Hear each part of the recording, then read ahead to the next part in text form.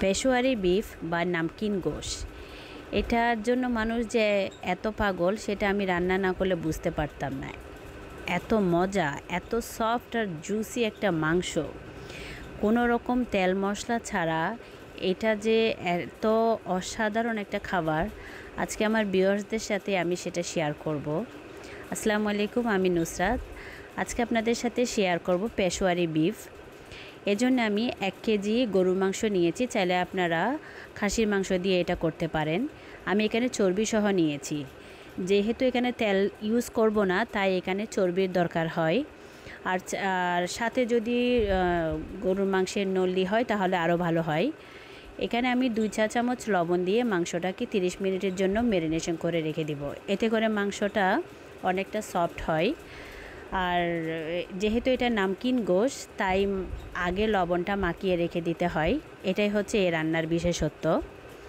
এবার 30 মিনিট পরে আমি এখানে মাঝারি সাইজের 4টা আলু দিব।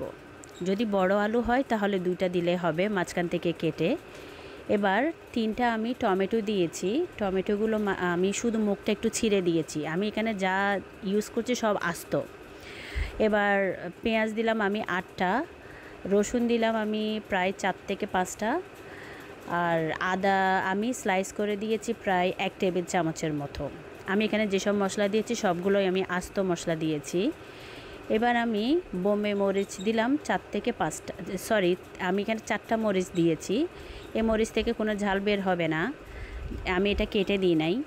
এবার এখানে আমি 1 চা চামচ আস্ত গোলমরিচ দিলাম, আর ঘি দিলাম 2 চা চামচ, আর আরেকটু আমি লবণ দিলাম, যেহেতু আমি বাড়তি কিছু পেঁয়াজ রসুন দিলাম সেগুলোর জন্য আমি আরও 1 চামচ লবণ দিলাম। এবার আমি প্রথমে চুলায় 5 মিনিট আমি মানে বেশি আছে মাংসটাকে একটু জাল দিয়ে কষিয়ে নিব। 5 মিনিট ভালোভাবে কষিয়ে নেওয়ার পর এবার আমি এখানে ফুটন্ত গরম পানি দিব। বেশ কিছুটা পানি দিয়ে মাংসটা যাতে ঢেকে যায় এভাবে পানি দিতে হবে। এতে করে মাংসটাও সিদ্ধ হবে এবং মাংসটা ভালোভাবে গ্রেভিটাও হবে। দেখুন ভিউয়ার্স, আমি একদম খুবই কম আছে এই মাংসটাকে প্রায় 2.5 ঘন্টার মতো এটাকে আমি সেদ্ধ করব।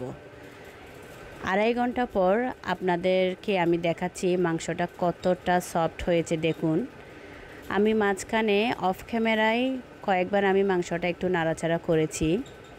এবার দেখুন ভিউয়ার্স, আপনাদেরকে একটা বিফ আমি একটু দেখাই কতটা জুসি। দেখেন, এটা একদম ধরার সাথে সাথেই এটা একদম ঝরঝরে হয়ে যাচ্ছে।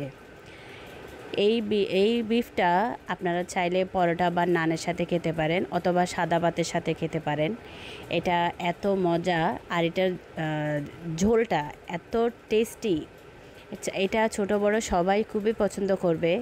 আশা করব আমার আজকের এই সহজ রেসিপি আপনাদের কাছে ভালো লেগেছে। যদি ভালো লাগে তাহলে ভিডিওর নিচে আপনাদের একটি সুন্দর কমেন্ট করে জানাবেন কেমন হয়েছে। আজকে এ পর্যন্তই। পরবর্তীতে আবারও নতুন কোনো রেসিপি নিয়ে আপনাদের সাথে শেয়ার করব। সে পর্যন্ত সবাই ভালো থাকবেন। আল্লাহ হাফেজ।